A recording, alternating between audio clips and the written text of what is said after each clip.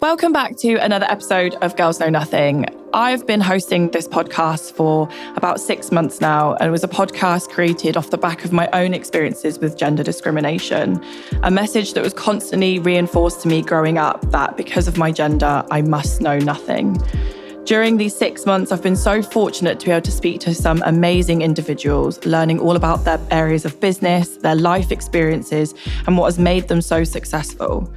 I know that a lot of my viewers will share the same sentiment that I have learned so much in this time. Despite our differences and the differences between every guest that I've had, there is one thing that unfortunately unites us together, and that is our shared experiences of discrimination.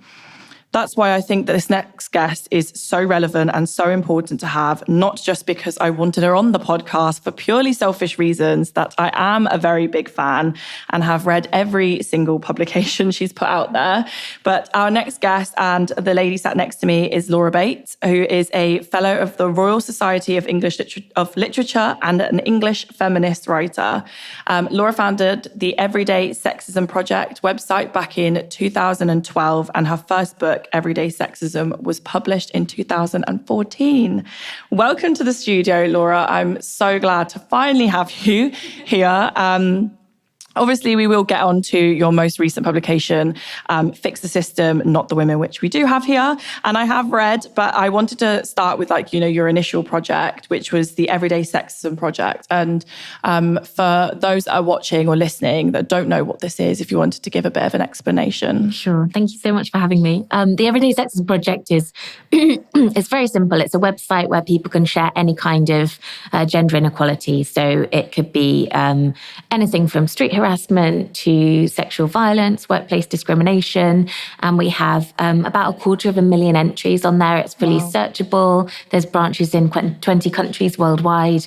So anyone can go on there and have a look. You can type in the industry that you work in, the area that you live, and see what women are experiencing around you that you might not be aware of. I think it's crazy that it's been able to, I'm not shocked, but it's crazy to know that it's reached so many different types of audiences. So what inspired you to start the project? It was 2012. I was living in London and I had a really bad week where I was followed home by a guy really sexually aggressively propositioning me, refusing to take no for an answer. A few nights later, I was on the bus on the way home, on the phone to my mum, and a man sexually assaulted me, put his hand between my legs, grabbed me.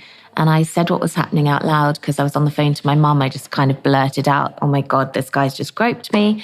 And everybody on the bus heard, and everybody looked out the window. Nobody stepped in, nobody tried to do anything, but no one even made eye contact with me. And it felt like they were saying, "We don't talk about this, keep this to yourself, this is your issue."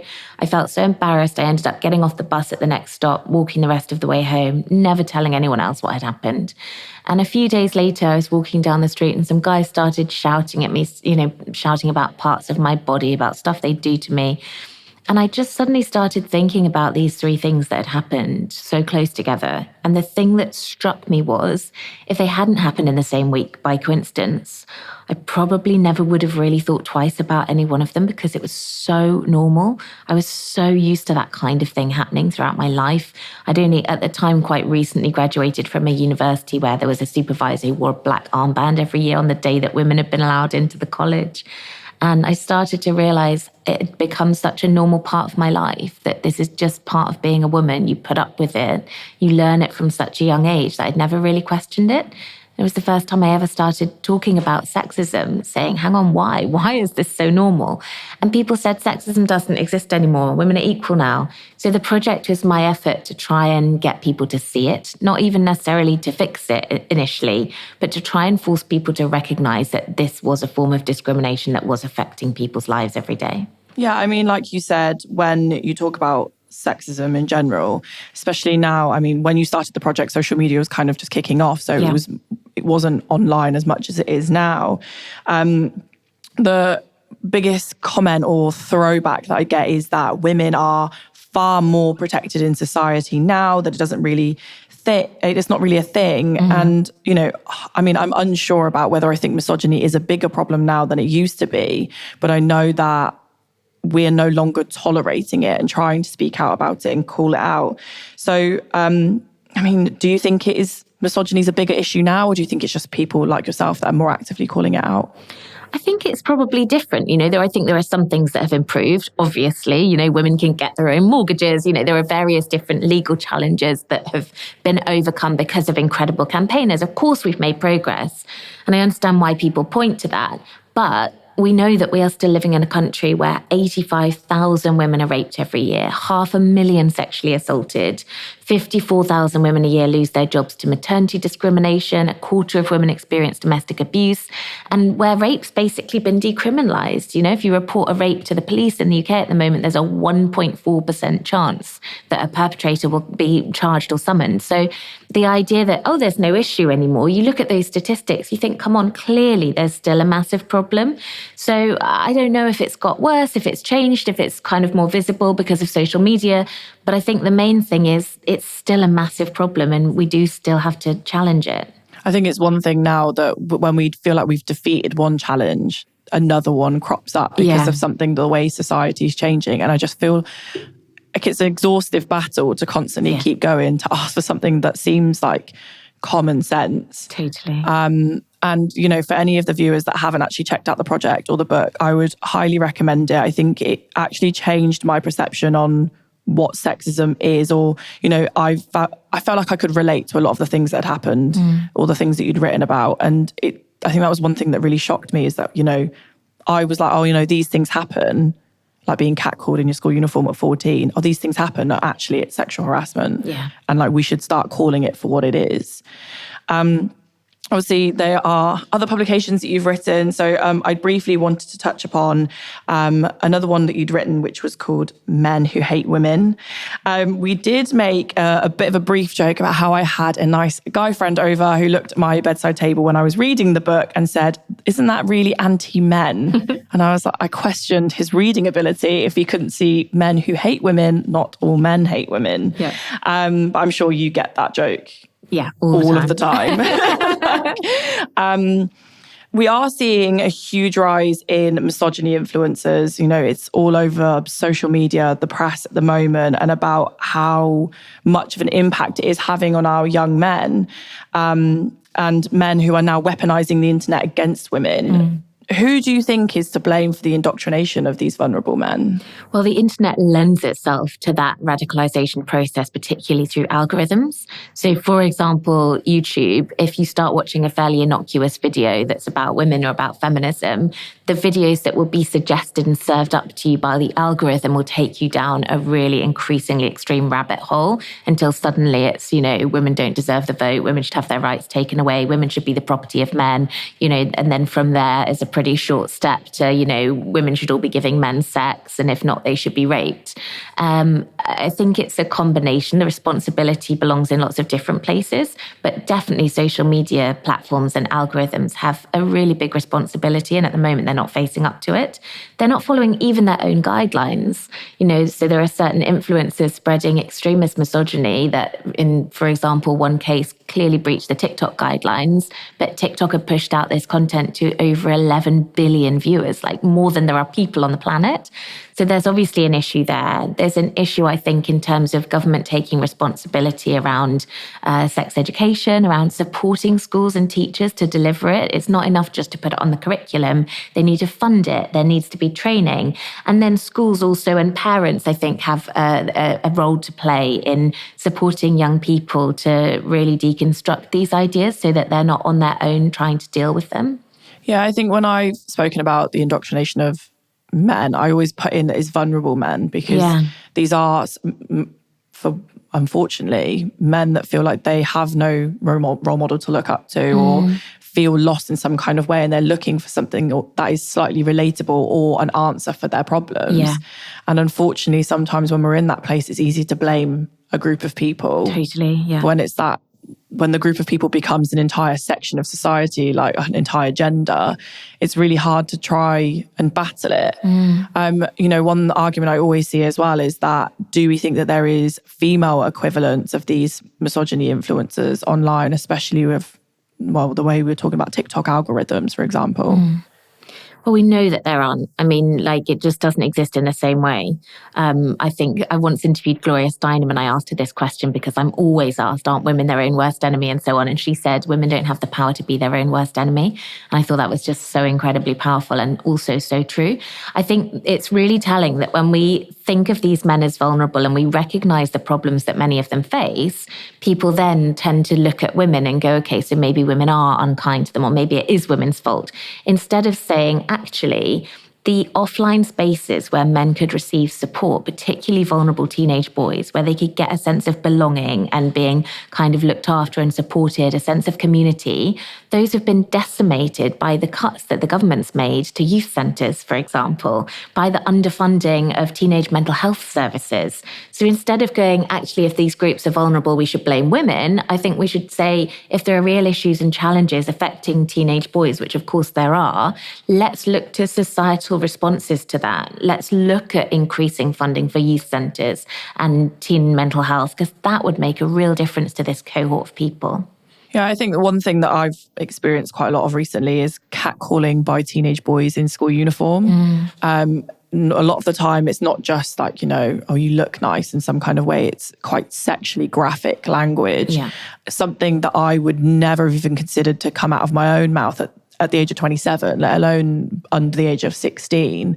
And, at one point I recognized the school uniform. I'd pulled up the head teacher on it and they were like, oh, we're doing X, Y, and Z. And I was like, but, there's one thing to teach about misogyny, but it's like, you have to look at the way your school ethos works in general, because there's something about the school. I had a lot of women reach out to me saying they also suffered with similar issues from pupils of the same school. And it is an all-boys school. So there's obviously something in the ethos of the school that's a big problem, as opposed to just the internet. And I know that, for example, my parents have no clue what goes on online. They are basically, apart from YouTube videos where they stalk me, they have no access to the internet whatsoever. So they would be powerless to do anything if my brother, for example, ended up in that same kind of cycle. And I don't really know what is out there to be able to support parents to save their sons, essentially. It is really difficult, and I think a lot of parents feel understandably really concerned. One thing I'd say is that you don't need to be really internet savvy to tackle the wider issues. Yeah. Actually having lots of small, non-threatening, it doesn't have to be one terrifying conversation, little and often small conversations about gender stereotyping, about respect, about consent, about healthy relationships, all of that will help. Even if you're not immersed in the online world yourself, you can still talk about those wider issues. And you're so right, it's so much broader than just like one lesson that the school might have had. It's the whole leadership team of that school white men? Because that's sending a message to pupils. If the senior leaders are all a specific type of person, or, does their school dress code send girls home for wearing short skirts? Because that is teaching boys in a roundabout way that girls are to blame if they get harassed, that girls should be covering themselves up instead of teaching boys how to respect women. So it's so much broader than any one thing, and that goes for parents and schools, I think. Yeah, I mean, before we kind of like go on to another bit, I know that, some of the things that you have covered in your publications are quite hard to listen and to hear, especially when we're talking about actual sexual offences that have taken place to underage people within schools. I think I was watching one of your interviews where a school was dealing with an inter-school rape, for example, and the teacher asked the boy, why didn't you stop when she was crying? And, one of the parts of the things that you researched was that, oh, that's normal. Yeah, it's normal for girls to cry. Girls to cry during sex. Yeah. And I think that when I heard that, it actually made me feel really shocked and actually question about my own sexual experiences. Like, that's something, a behaviour they're learning from when they're very young, and they're actually carrying on into adult relationships. It's not just that the young are naive. And I don't know, like, every time I talk to people about potentially putting in proper sex education in schools, they're always met, well, kids don't need to learn about sex or about LGBTQ relationships or pornography because it's a non-issue. Yeah. What would you say to those kinds of people that don't think sex education should be an integral part of the curriculum? Well, we've actually just this week had some really good new research. We know that 50% of 13-year-olds have already seen online porn. We know that 60% of kids have seen it by the age of 14. A quarter see it by the age of 12. And this new research has found that about 80% of young people see porn that involves sexual violence. And it's having a huge impact on their ideas about what sex should be. So about half of them now think that girls expect sexually violent behavior like choking during sex. So that's a massive impact. And it's a big group of young people. We're not talking about just one or two kids accessing porn. If we're talking about half of 13-year-olds, then I would say, how can we bury our heads in the sand on that? We owe it to them to give them the support they need to deal with this kind of misinformation that they're seeing online. And I think what makes porn powerful is the vacuum. If you're seeing that kind of content and there's no one anywhere else talking to you about sex or healthy relationships or respect or consent, then you will think that that's what sex looks like in the absence of anything else. So the way to take away the power of misogynistic porn is more conversation, not less, not shutting it down, not saying don't talk to them. It's giving them as much opportunity as possible to talk about what real sex is like and how different it is from porn. And unfortunately, there's still so much stigma and taboo and fear about that, but opening up those conversations as much as possible is what we owe to young people, I think. Yeah, definitely. I think it's really hard for me to hear that, 12 years ago when I was doing sex education, it was a blue penis and a condom, and it's still the exact same conversation. Yeah. Do you think that the porn industry has some sort of responsibility to change how it kind of shows sexual acts? Yeah, absolutely. We know, for example, that 1/8 of the videos served up to first-time users on the front pages of the biggest, easily accessible porn sites show rape or coercion or illegal acts. So it's really common for kids accessing porn for the first time to be shown something that is degrading, humiliating, hurting women. And of course they have a responsibility, but I think we haven't seen the porn industry take much responsibility when it comes to women's welfare, sex trafficking, any of those issues. So I think I totally support action on that, but I also think pragmatically in terms of what we can do and what's in our control, working on sex education and those conversations we're having with kids is probably the more kind of realistic route to go down. Do you think that your mental health has been drastically impacted by your research for your publications? Yeah, definitely. I'm now on anti-depressants, medication that I wasn't on before I started it. I think, what was the hardest thing that you had to experience and read through when you were going through your research? Without a doubt, it was forums. I was researching sort of extremist misogynistic forums, and there was a school shooting in the United States, and they were sharing videos. I don't know how they got the videos. They were sharing them, and there was this conversation. I will always remember this day of research where some of the users were complaining because there wasn't any sound, and they said they wanted to hear the girls screaming when they died. Wow. And there was a rumor going around that at the time that the shooter had been rejected by a girl at the school before going on this rampage. And these men were saying that they hoped that he'd raped her so that she died knowing that the man that she'd rejected had been inside her. And that was what they said, which is a horrendous thing to share, I know, and I wouldn't usually talk in such awful detail about the stuff I've seen. But part of the problem is that you can't talk about it because it's so awful. And what that means is that when we discuss this stuff in wider society, people think, oh, it's just a few men letting off steam on the internet, it's just a few off-taste jokes. It's not. It's communities of thousands of men who are fantasizing about women's violent death. And that was the worst day, that I had to just close the computer and go and cry. I think one of the biggest things around it, or the biggest fear I have, is that because of the level of anonymity you have online, you don't necessarily know who these groups of people are. They could be your family members, they could be relatives, they could be your friends, your neighbour. And that fear of not knowing, I think, is what scares me the most, as opposed to actually reading the comments online. Because you could be letting this person by choice into your life, not knowing what they actually truly believe or think. Yeah. And people struggle with that, because when we talk about these people think of them as extremists. You can see that in the word troll, even the idea of someone under a bridge, the idea that these people, they're nothing to do with society. But the reality is that they are colleagues and brothers and partners and men that we walk past on the street and work with. The most chilling example of this during my research was a man who ran one of these websites. And online, he would write things like, rape isn't all bad because at least the rapist enjoys it, and so on. He was a, really misogynistic man. Turned out he was a serving US politician. He was a state representative. Or there was a case of a guy who'd sent the most appalling, horrendous abuse to some women in the public eye. And he was a dad of two who coached his son's soccer team. So we have to get away from this idea that these are kind of monsters nobody knows, because sadly they're not. And even at a more kind of less extreme level, these ideas are becoming really prevalent, even amongst, good men who wouldn't think of themselves as misogynists. For example, 27% of American men now say that they wouldn't have a one-to-one meeting on their own with a woman in the workplace at all, because this idea that women are making up false allegations and that they're dangerous has become so widely accepted, even though it's total nonsense.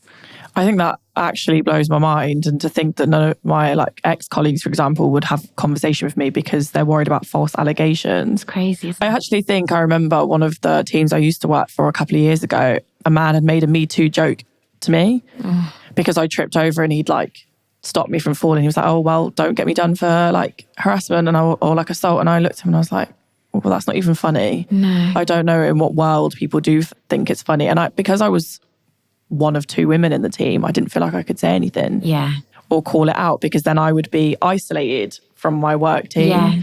And it's a real choice that women have to make about whether they feel isolated from the groups they feel like they belong to or stay in silence. Totally. And in some areas, female police officers have been talking about this recently. And a lot of them have been saying, if you whistleblow, if you speak out about it, you don't know if someone's going to have your back in a dangerous situation in the street. It's kind of life or death to speak out. So it makes it so much harder for people to talk about it. I guess moving on, when you're talking about police and the systems and things, obviously your most recent publication, which came out, is it last year? Yeah. Yes, Fix the System, Not the Women. I was very lucky to get a copy. I'm very grateful if you send me one. But what was your kind of main purpose for writing the book? I was just so angry and frustrated that we had this high-profile conversation that was happening that had been very sadly triggered by the deaths of a lot of women that had been in the news. And even when we were finally talking about the problem, the responses were so inadequate and they were all so focused on women and what women could do. So you had the police and crime commissioner who said, "Oh, Sarah Everard shouldn't have submitted to that false arrest. Women should be more streetwise about when they can be arrested." You had 200 attack alarms being given out after Sabina Ness's murder to women in the local area. You had Bobby Ann McLeod's murder, and then immediately the male leader of her city council saying we shouldn't be putting ourselves in compromising situations. Again and again and again, we had even the Met putting out statements saying women should think about flagging down buses. Or you had the police force that are meant to be the national lead on spiking saying maybe women should carry anti-spiking kits with them on a night out. And I just couldn't believe that we were talking about this still as if it was something women could simply be a bit smarter about avoiding, instead of recognizing this is a public health epidemic. This is an epidemic of male violence against women. I was so frustrated with the fact that in any one of those cases, there'd be a media coverage, an article that called it an isolated incident. And I wanted to join the dots and recognize this as a wider thing, but I also just wanted us to look at fixing the systemic problems instead of assuming that we can somehow fix women and it's their fault. It's quite telling that a lot of these people clearly don't know how to, have never taken a bus before in their life, because sometimes you can't even flag it down when you want it, let alone when you're in serious trouble. And, I remember seeing statistics coming out that with these attack alarms, people are less likely to respond to it than they are if you yelled fire.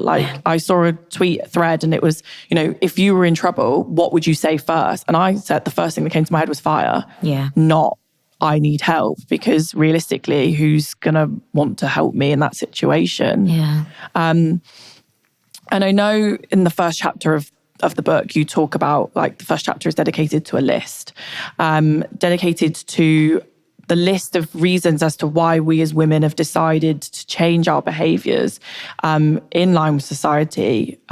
So I don't know if you want to talk a bit more about kind of your list and the reasons for that chapter.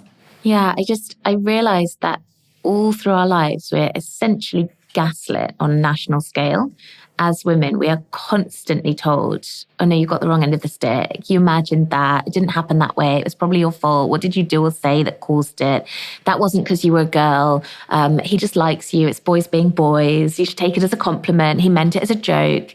And when you brush away all of that and let yourself acknowledge your experiences, I think pretty much every woman I know has a trailing list of incidents. And it's really varied, like it varies from incidents of being rated out of 10 at school, to being sexually harassed in the street, to in some cases, sexual violence, workplace discrimination. My list started when I was 5 years old and my grandparents met my baby brother for the first time and gave my mum a piece of gold jewelry. And when she looked at my dad afterwards and said, "What's this for?" he said, "It's because you finally had a boy."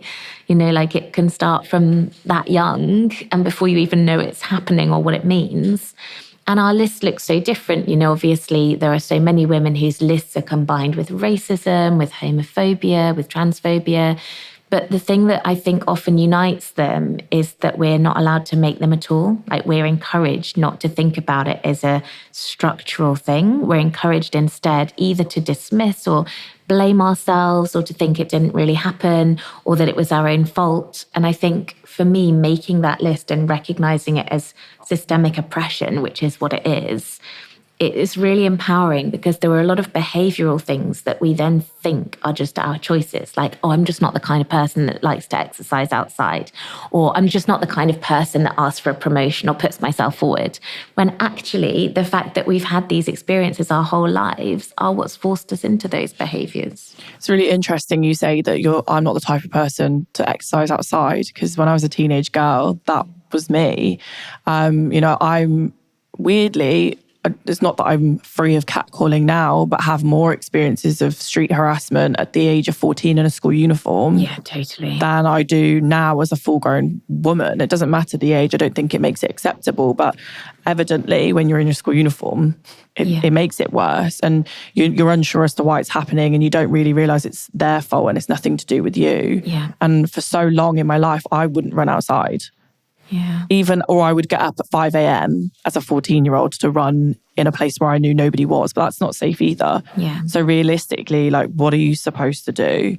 And, we talked briefly about the death of Sarah Everard and the advice that was given to women. Mm-hmm. I used to live in that area and I used to walk across the same paths that she did on my own multiple times. So to be living near that space was terrifying to me. And, we were talking about how women were told to restrict their freedom essentially because it wasn't safe for them. I had a conversation with a male Twitter user about how would they feel if a police officer said, actually, no men are allowed to go out past 9 p.m. or past sundown. And the response was, well, that's absurd. You can't restrict the freedoms of innocent people. And I was like, well, take your own advice towards women. And they don't see that restricting women's freedom as an issue because I feel like people don't see us as people. Yeah, and because we're so used to it. We're so used to that attitude that every woman I know has learned these hundreds of lessons, right? Like, don't wear a short skirt because it'll be your fault. Don't wear heels in case you need to run. Don't wear headphones so you can hear if someone comes up behind you. Don't wear a ponytail, someone could grab it. Make sure that you keep your hand over your drink. Go to the bathroom in groups. Text each other when you get home safe. Carry your key between your fingers. So as a society, we're so used to that when the police knocked on those doors in Clapham and told women not to go out on their own, everyone went, well, it's just common sense, isn't it? Like there's a guy out there killing people. We don't know who it is. It's just about keeping women safe. It's not about blaming them. But if the police had said the men can only go out in pairs because one of you's killing people, we don't know which one it is, it's that outrage of restricting their liberty. As a society, we are completely comfortable with restricting women's liberties. And I think the thing that really revealed that so tellingly was actually what everyone tweeted after Sarah was murdered, which was she was just walking home and she did all the right things. Yeah. And then we saw it again when Aisling Murphy was murdered and everyone tweeted and shared online she was just going for a run. And I know that, of course, no one shared that, like, meaning it maliciously. I totally understand why people said it. But if you look at that, it is quite chilling, because as a society, what we're really saying there is these were tragedies because these women weren't asking for it. Like, these were perfect victims who didn't deserve to die. And what you're saying there, even completely inadvertently, is there are some women, like if she was out at 2 a.m, or was wearing a short skirt and heels, or was drunk in an alleyway, then what do you expect? And that's where we're at. We're at this level where if women's freedoms aren't completely restricted and constrained and they don't keep completely within the lines, we kind of shrug our shoulders and go, well, you know, she deserved it. What did she expect? And that's horrifying. Yeah, I think it's something that I experience. I think it's an unconscious bias thing as well that I've experienced from my parents. Not saying that they've done anything wrong, but I even now notice a very different way in which they speak to my brother and I. Yeah. So like, I've lived away from home for 9 years. I've moved to London, done all these things. And when I come home to see my parents, they're like, oh, even if it's 5 p.m, oh, dad will take you home in the car because you shouldn't be out walking. And I'm like, it's 5 p.m. Like, I'm walking my dog. It's like, I'm allowed to do that. Or, you know, be careful if you're going to the shops, it's dark. But they would never dream of saying that to my brother if he was going out with the lads at goodness knows what time or goodness knows where. So, you know, it's something that I feel like as society we've just learned to grow up with. And now I've started to challenge my parents on it. You know, why do you say that to me and not to my brother? They say, well, we do. And I was like, well, you don't. It's obviously a gender thing. And they don't realise that they're being not misogynistic or sexist, but somewhere in them saying that we have to do more to protect you than we do your brother. Yeah. And I briefly pointed out on my social media recently, there's a whole capitalist market out there designed for protecting women. Yes. Keychains, like weapons that are technically legal because they're not weapons, or like spray cans of mace and all these things. And anti-rape underwear, nail varnish that you can twirl in your drink to see if it's spiked and it changes colour. Yeah, or like scrunchies that have like lids for drinks and things. Yeah. And if people don't realise there's a whole capitalist market for protecting women, if that doesn't tell you there's a problem, I actually don't really know what else can. And I don't know, I mean, you've probably experienced it yourself, but another thing I wanted to talk to you about is one of the chapters in your book called Putting the Victim on Trial. Obviously, we've talked about briefly the ideal victim, the victim that wasn't asking for it. And we've seen a very famous case fairly recently where the accused was found not guilty, but there was quite a substantial amount of public evidence against them. I mean, you know, you probably have your own thoughts and opinions on that case itself, but I feel like it makes women become more scared to come forward, even if they have this stacking case of evidence, that they might not get any kind of justice for themselves. Totally. And the problem is that our justice system is so suffused with the same prejudices that run rampant in our society. Like, obviously, jury pools are drawn from the population, and we know in the population that the British Attitude Survey found that 1/3 of people think a woman is partly or fully to blame for her own rape if she was flirting beforehand. 1/4 of people think she was to blame if she was drinking. So it's completely understandable why people don't want to come forward, because we don't treat it like any other crime in our public perception of it. Like, we would never look at a case of someone who'd been burgled and have people sharing on social media, yeah, but had you seen how much money he gave to charity? Like, he was totally asking for it. You would never see a victim of arson going to court and suddenly finding that they'd gone through his social media and found pictures that proved that he once went to a bonfire night party, and people saying, so you probably actually loved it, like watching your house burn. It's just, we don't treat any other crime in the same way. Our justice system is just not fit for purpose when it comes to sexual violence, and nor is our police force. You've got 800 officers currently under investigation themselves for sexual misconduct. And we know that when they actually face allegations of sexual assault, only 1 in 18 Met officers actually faces any disciplinary action. So at the moment, it makes total sense that people just don't have any faith in the system because it isn't working for us. It's like when you talk about when people say not all men, it's like not all people in the system, but Yes, totally. You just don't know which people in the system, and that's the problem. Yeah. And also I think there's a point where there's kind of a tipping point where if there are enough people in the system that normalize it, then it becomes an institutional issue. Yeah. When you talk about institutional misogyny, the term often confuses people because they think what you're saying is every individual in that institution is misogynistic. And of course you're not saying that. Obviously, I know that there are individuals in all of these systems working hard to try and do the right thing.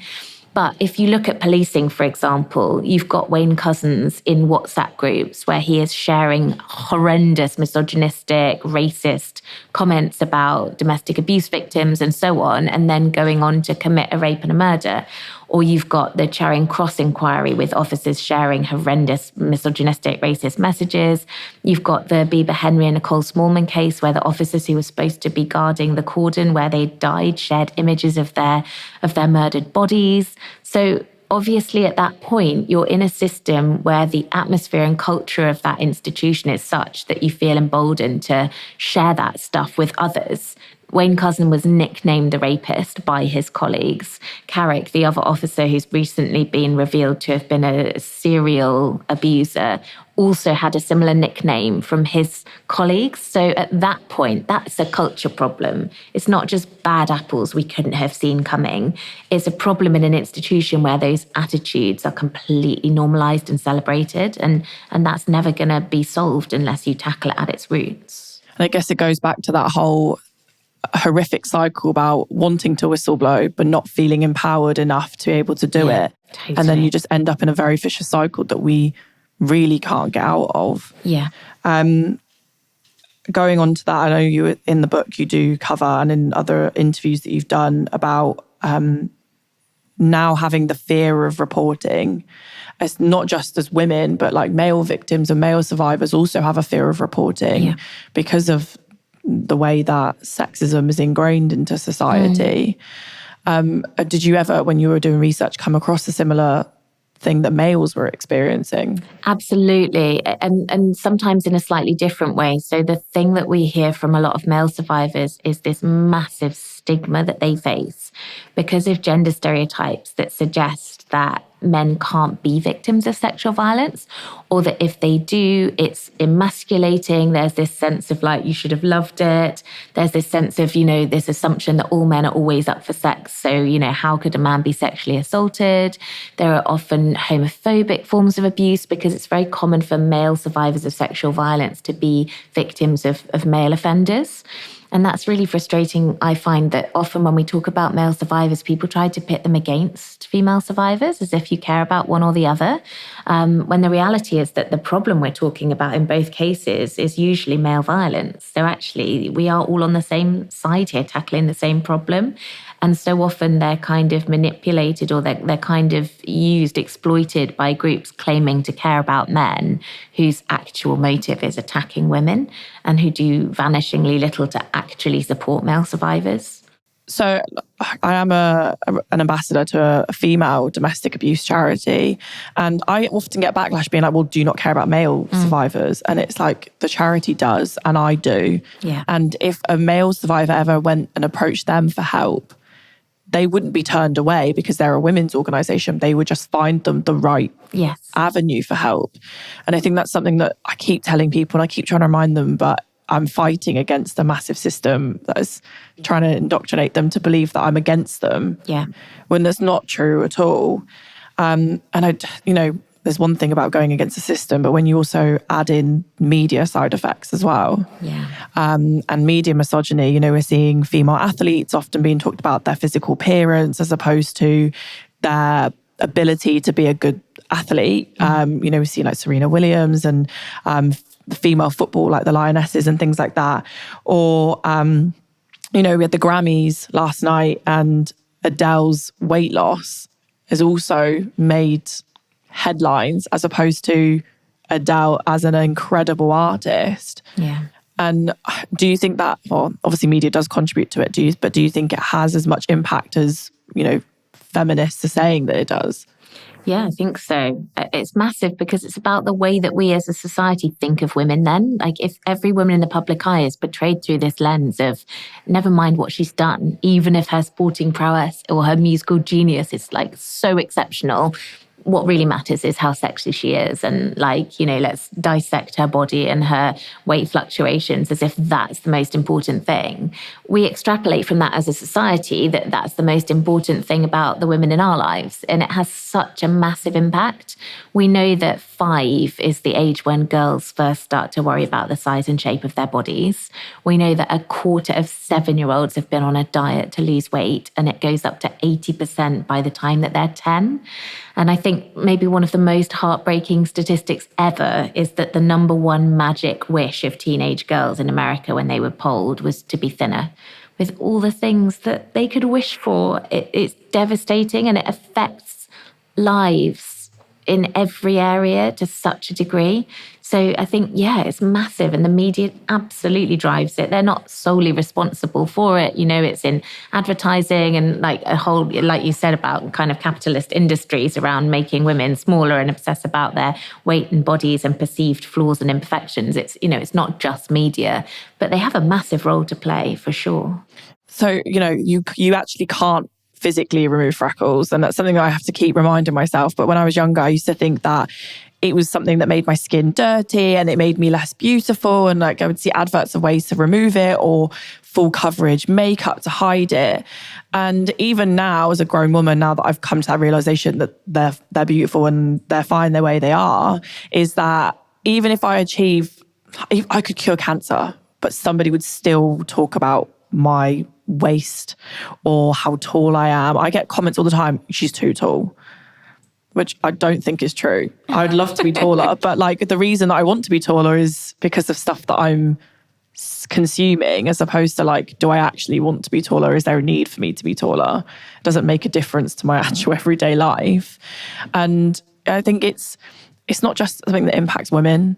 Mm-hmm. It does impact men as well, because we know now we're seeing airbrushed photos of men and like they're having their own capitalist things trying to profiteer off their insecurities as well. And it drives a massive part of the system that I don't think people really realise, that now we're having to compete not only just to be able to achieve something in life, but to also be like for society to think that we're beautiful. Yeah. And, do you think that causes young women to potentially not want to go into subjects like STEM subjects and follow those potential fields? I think that's part of it. And I think there's also just so many stereotypes that are so difficult to shift. We still hear from girls being told like, oh, science, really? Are you sure? Like, oh, physics is normally quite hard for girls. That's not really a girl subject. By the time that you reach A-level, at over half of all state schools, there are no girls at all studying physics. And that's really quite mind-blowing. But if you think about the messages our society sends them, it becomes less surprising. Like walk into a toy store, go and look for a science kit, and you'll see it under a big blue sign that says boys' toys. Or more subtly than that, the packaging will be blue and there'll be boys in white coats in the image on the front. Or even go to your supermarket, walk down the magazine aisle, and it will say men's magazines and women's magazines. And under women's, you'll see celebrity and diet and gossip. And under men's, you'll see The New Scientist, and you'll see National Geographic, and you'll see The Economist. So we get these messages from all around us all the time that certain things aren't what girls should be interested in. And I think social media has certainly added to that in terms of kind of pressure and unrealistic kind of suggestions about appearance and that kind of thing. But it's just coming from everywhere, and that has such a massive impact.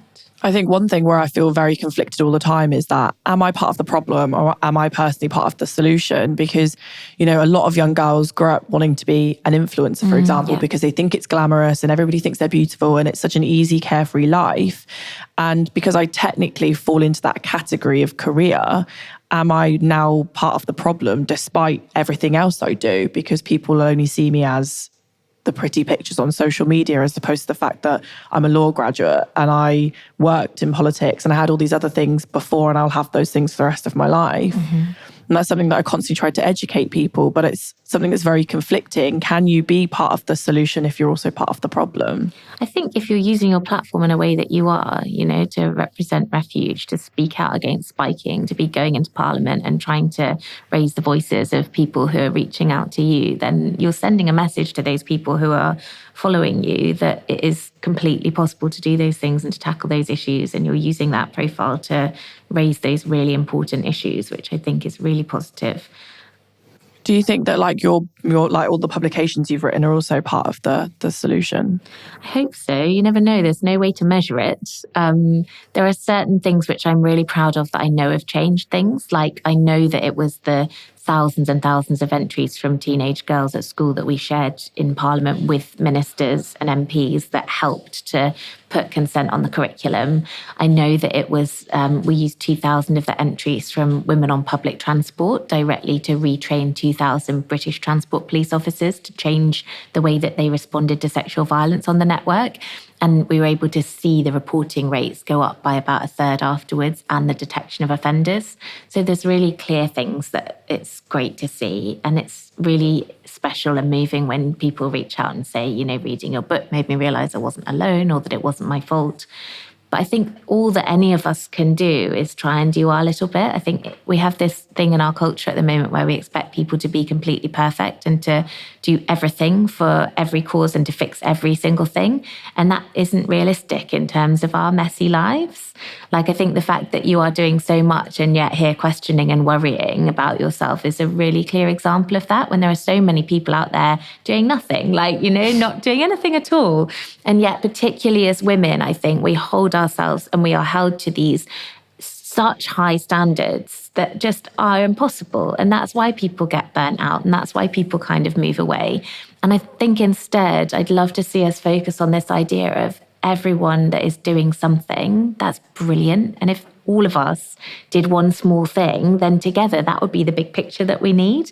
No one can do everything, but everyone can do something. And that could be incredible and beautiful to see if we encouraged rather than kind of tearing people apart.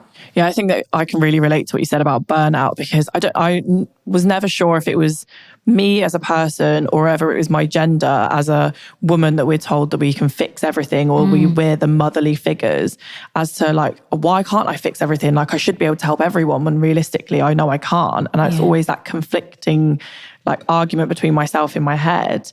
Obviously, we talk about people that can't do everything. There are politicians that might not be able to do everything, but feel like, we look to be able to do the most for majority of the people in this country. Yeah. Off camera, I briefly made a joke to you that I nickname it sometimes Pestminster as opposed to Westminster, because of the ridiculous claims and stories that you hear that I don't understand how anyone can deem it as normal behavior in society, let alone in the biggest thing in that part of the system in the country. We were saying that 10% of legislators in this country are being under some form of investigation for either misogyny or bullying or harassment of some kind. And I mean, do you think it's a massive struggle when you kind of take your stuff to Parliament and try to have conversations with people knowing you're fighting against ideology they've had for years? Yes. Definitely. And again, it's important to say that there are individuals working in that system who I've met and worked with who I know are genuinely like working their socks off to try and fight these things and do good. But you definitely also have meetings with men who are basically laughing at you, or with men who will say things to you afterwards like, you're very glass half empty, aren't you? Just be patient. Like, don't worry your pretty little head type stuff, Just be patient. Women are doing much better than they were. It'll all be fine. And when 56 of our currently serving MPs are under investigation themselves for sexual misconduct, you have to question how committed they are to any kind of measures to tackle this at an institutional level. Because actually it's a workplace where they get away with stuff that just wouldn't be accepted more widely. You've got men watching porn in Parliament, MPs. You've got these MPs who are under investigation, presumably still meeting with vulnerable constituents. And as far as I know, since the news of that 56 figure came out, there's been no transparency. There's been no public update about any of those investigations or what's happened with them. So I think it is a real concern, not least when we had very recently a prime minister who was known for deeply misogynistic remarks, Like, how are we supposed to trust those people to be doing anything to help us if you've got voted into the most powerful position in the country, a guy who said you should vote for his wife's party to make your wife's breasts grow bigger, or that if you didn't like what a woman said in the workplace, you should pat her on her bottom and send her on her way. That is clearly not an institution with our best interests at heart.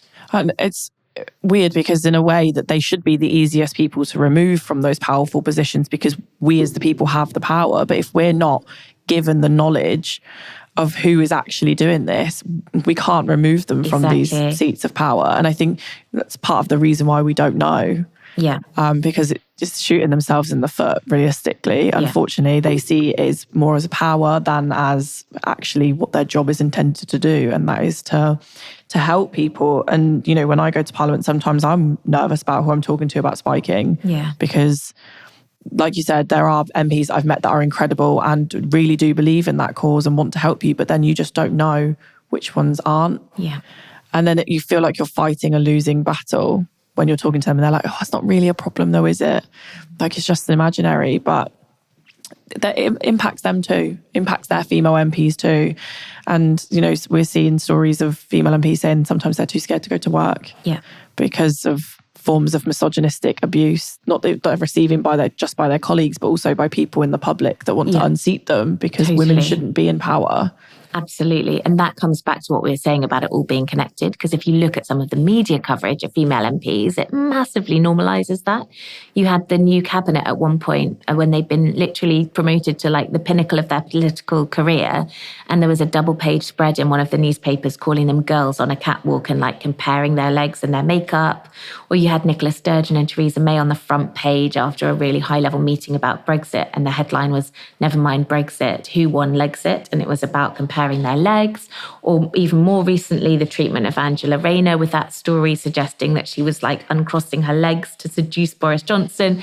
It's so absurd. But if our biggest national papers are treating them that way, it kind of gives a green light to individual constituents to think like, yeah, I can send them an abusive email. And it has a massive effect on our democracy because at our most recent election, there was an unusually high number of younger female MPs who stepped down, which wouldn't have been expected at that stage in their careers. Yeah. And I think a third of them cited misogynistic abuse as one of the reasons why they were leaving.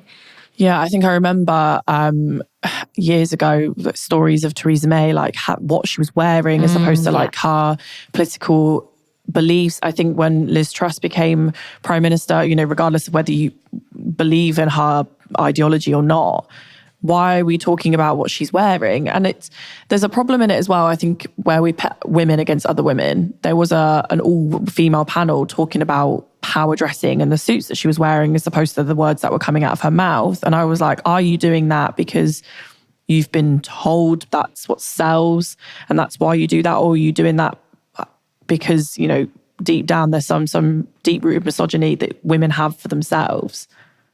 I think it's really easy to participate in the status quo without questioning it, and it's hard to go against it and try and disrupt it. And of course, internalized misogyny is a real thing. We all live in a world where we get baby grows literally before we're 1 year old that say, I'm going to be a superhero in blue and I hate my thighs in purple. Like, those are real examples. So we live in a world where internalizing misogyny is a coping mechanism, a survival mechanism. Yeah. Like, we all know that being the girl that says, I'm not like other girls and laughs at sexist jokes or whatever it is a way to cope and survive and to deflect negative attention away from yourself. It makes sense for women to participate in patriarchy as a coping strategy. But I still think, again, that they don't have the power to be their own worst enemies. Like, I don't think that is the biggest part of the problem. I think it's a much wider issue. Yeah, I think it's just certain groups on the internet are trying to blow out of proportion as the biggest issue. Exactly. Obviously, the ending of your book, you kind of touched upon solutions and things that individuals can do to play their part in trying to fix the system and creating safer spaces for women. Yeah. I'm sure it's a question you get asked all the time, but is there ever going to be a solution? I hope so. I mean, part of the thing is that there are a lot of obvious solutions. We know what they are, but they just haven't been implemented. Really basic example, there isn't a specialist rape and sexual offences unit in every police force in the country. That is an obvious thing that would make a difference overnight. Thinking about training for juries, for example, in gender bias and kind of, gender stereotypes could make a difference. Changing the makeup of the diversity within politics, within newsrooms, within the judiciary would make a difference. So there are kind of high level things that organizations and companies can put in place. As individuals, I think it's about going back to that thing of thinking, what small thing can I do? Because if we think about this as a huge issue, it's easy to feel so disempowered. Kind of very similarly with climate change, I think. Yeah. It's easy for people to go, like, this is so huge and I cannot make a dent. So what's the point? But if everyone thinks that, we're screwed. And if everybody actually did a couple of small things, then it would make a huge difference overnight. If you've got like 1% of people never flying, recycling everything, never ever buying new stuff, and so on, like that's amazing. But if the other 99% shrug their shoulders and chuck their milk carton in the bin, then we're not getting anywhere. Whereas actually, if like 80% of people did 2 or 3 of those things, then the difference would be huge. And I think it's the same with this. It's not to say that everybody has to be on every march and signing every petition and waving every banner and, pushing this in every conversation they ever had. But if every one of us did one small thing, whether it's the conversations that we have with our sons about consent and respect, instead of telling our daughters not to go out in a short skirt, or whether it's being the person that just mentions something when they're on that bus that night and they see something happening, be the one person that says something instead of looking out the window, or whether it's being the person in the workplace that says, I've noticed that we don't have a sexual harassment procedure, like maybe we could do something about that. If every one of us did one of those things, then cumulatively the difference would be massive. So it's about not feeling overwhelmed and disempowered, but just thinking like, what one small thing could I do? And maybe that's enough. Yeah, I always go back to this kind of one time that I experienced walking home late at night with a man behind me. He crossed the road and walked on the opposite side of the road because he knew it'd make me feel safer. Nice. And like, it was the smallest gesture you could possibly do, but I will still remember it to this day. And it made a huge difference to me. So, small things do genuinely really matter, especially when we're talking about tackling sexism in a big way. I wanted to kind of end this episode on a final question. So I wanted to ask you what you would say to those people who doubt the lived experiences of those people that you've been talking and writing about. I would ask them to look inside themselves and wonder why. Like, ask themselves why their first reaction to hearing that 250,000 women have spoken out about these experiences is to say, I don't believe you. Because it might be something that they've read or heard online. It might be that they've absorbed some of these kind of misinformation without realizing. It might be because it's easier not to believe that it's happening than to accept that there is this huge, scary problem out there that we need to fix. Whatever it is, there are so many women so courageously raising their voices together. They can't all be making it up. They can't all be getting the wrong end of the stick. They can't all be looking for fame or any of these ridiculous things that people are saying, as if anybody wants to be famous for being a victim of any of these things. So I think just questioning some of those kind of reasons why people think it is quite useful. And also perhaps looking at the statistics. When people ask me about false rape allegations, which they do so often online, I point them to this statistic that Channel 4 News recently uncovered, where they looked at the numbers and they worked out that a man in the UK is 230 times more likely to be raped himself than falsely accused of rape. And if that shocks you, then it says something about what you've consumed online without necessarily even realizing it. I think that's a really powerful statistic to end this episode on. I wanted to, thank you for coming on and being completely honest, about your own experiences and things that you've seen online. It's not an easy subject to talk about, but like the postcard you sent me with this book, when you stand up for women, when you stand up for yourself, you stand up for all women. So no, I just wanted to say thank you. Oh, thank you so much for having me.